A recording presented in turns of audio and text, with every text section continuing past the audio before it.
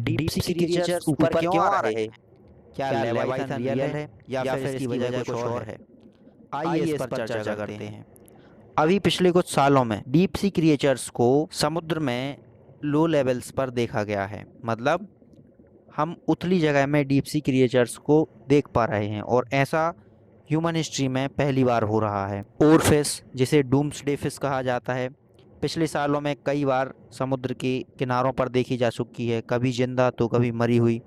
जबकि 2001 तक ऐसा एक ही बार हुआ था कि किसी जिंदा ओरफिश को देखा गया था। उसके बाद एंगलर फिश, जो कि समुद्र में 1 किलोमीटर की गहराई में रहती है, कभी ऊपर नहीं आती, वह भी ऊपर आ रही है। और ऐसे बहुत से डीप सी क्रिएचर्स, मतलब गहरे समुद्र में रहने वाले जीव जंतु हैं जो कि समुद्र की सतह के पास आ रहे हैं। इसका क्या रीज़न है? अगर हम लेजेंड्स की माने, लेजेंड्स मतलब लोक कथाओं की, पुरानी कहानियों की माने, तो उसके अकॉर्डिंग यह हमें या तो भूकंप का संकेत देते हैं, क्योंकि ओरफिश को ऐसा ही माना जाता है कि वह भूकंप का संकेत देने के लिए ऊपर आती है। उसे समुद्र के देवता का मैसेंजर माना जाता है, क्योंकि 2011 में जापान में आने वाली सुनामी और भूकंप के पहले ओरफिश को समुद्र की सतह पर किनारे पर देखा गया था।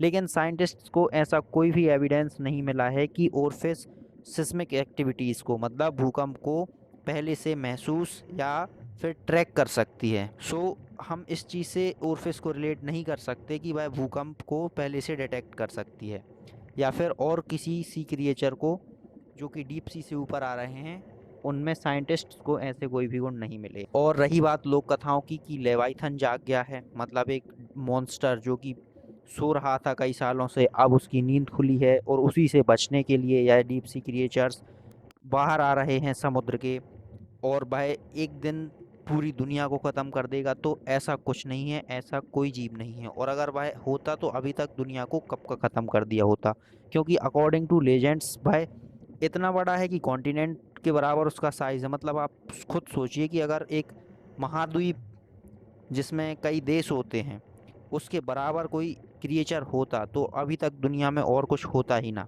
सो यह सब कहानियां हैं, हमें इन पर ध्यान न देकर जो सच्चाई है उसको जानना चाहिए। तो आइए डिस्कस करते हैं कि सच्चाई क्या है।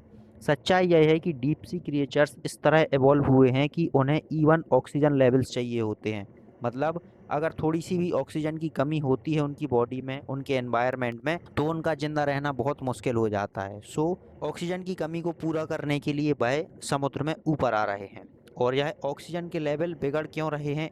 इसका रीज़न है समुद्र का बदलता हुआ टेम्परेचर। जैसा कि मैं आपको एक और वीडियो में पहले बता चुका हूँ कि समुद्र का टेम्परेचर चेंज हो रहा है, समुद्र का पानी गर्म हो रहा है, जिसके कारण ओशन करंट्स पर भी इफेक्ट पड़ रहा है। तो सिर्फ ओशन करंट्स पर इफेक्ट नहीं पड़ रहा है, यानी डीप सी क्रिएचर्स पर भी इफेक्ट पड़ रहा है।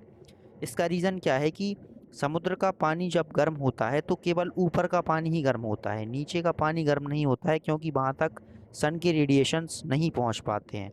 सो इससे एक टेम्परेचर ग्रेडियंट पैदा हो जाता है, एक लेयर बन जाती है कि एक पर्टिकुलर पॉइंट के बाद समुद्र का पानी ऊपर साइड गर्म रहता है और नीचे ठंडा रहता है। इससे क्या होता है कि ऑक्सीजन समुद्र में नीचे तक नहीं पहुंच पाती है, जिसके कारण वहाँ के ऑक्सीजन लेवल्स बिगड़ रहे हैं। क्योंकि पानी की एक प्रॉपर्टी होती है कि पानी अगर गर्म होता है तो वह हल्का हो जाता है, और अगर ठंडा होता है तो वह कंपैरेटिवली भारी होता है। तो हल्का पानी ऊपर ही रहता है और भारी पानी नीचे, मतलब गर्म पानी ऊपर रहेगा और ठंडा पानी नीचे ही रहेगा, जिसके कारण यह मिक्स भी नहीं हो पा रहा, जिससे समुद्र के पानी का टेम्परेचर नॉर्मल हो सके। इस ऑक्सीजन की कमी को पूरा करने के लिए डीप सी क्रिएचर्स ऊपर आ रहे हैं, क्योंकि उन्हें ऐसा लगता है कि ऊपर ऑक्सीजन होगी। यही एक रीज़न है जो कि अभी तक साइंटिस्ट फाइंड कर पाए हैं कि वह क्यों ऊपर आ रहे हैं। लेवाइथन जैसा कुछ नहीं है। अब हम जानते हैं कि यह समुद्र का टेम्परेचर चेंज क्यों हो रहा है। इसका केवल एक ही रीज़न है, climate change. Green house effect इतना ज़्यादा बढ़ रहा है कि क्लाइमेट चेंज जैसी चीज़ें अब विजिबल हो गई हैं बहुत ब्रॉड लेवल पर। एक स्टडी के अकॉर्डिंग हमें पता चला है कि ग्रीन हाउस इफेक्ट के कारण जो अर्थ का टेम्परेचर इंक्रीज़ हो रहा है, उसकी 90% हीट तो समुद्र ही एब्जॉर्ब कर लेता है। 90% हीट एब्जॉर्ब करेगा तो ऑब्वियसली समुद्र का टेम्परेचर बढ़ेगा ही, और बाकी बची 10% हीट से अर्थ का टेम्परेचर भी बढ़ रहा है, मतलब लैंड का टेम्परेचर बढ़ रहा है। और वह हम हर साल गर्मियों में नोटिस कर ही रहे हैं कि हर साल गर्मियाँ और ज़्यादा गर्म होती जा रही हैं। सो इस टेम्परेचर डिफरेंस के कारण ही समुद्र में ऑक्सीजन लेवल बिगड़ रहे हैं, जिसके कारण डीप सी क्रिएचर ऊपर आ रहे हैं।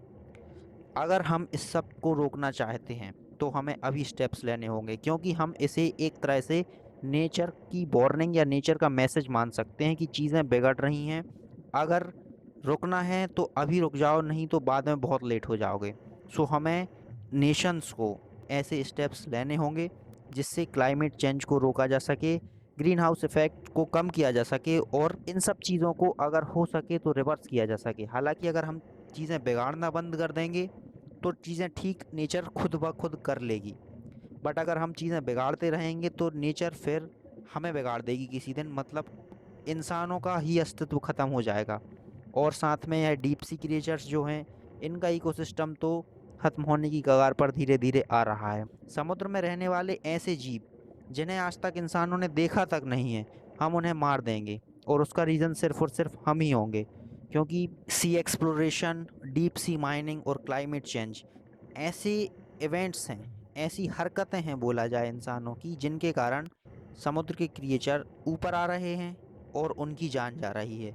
और ऐसा नहीं है कि सिर्फ डीप सी क्रिएचर्स ही खतरे में हैं। समुद्र में जो ऊपर की सतह पर रहने वाले क्रिएचर हैं, मतलब लाइट जोन में जो रहते हैं, जहाँ तक सनलाइट जाती है, जैसे sharks, whale, dolphins, octopus etcetera, ऐसे जीवों की लाइफ भी खतरे में है।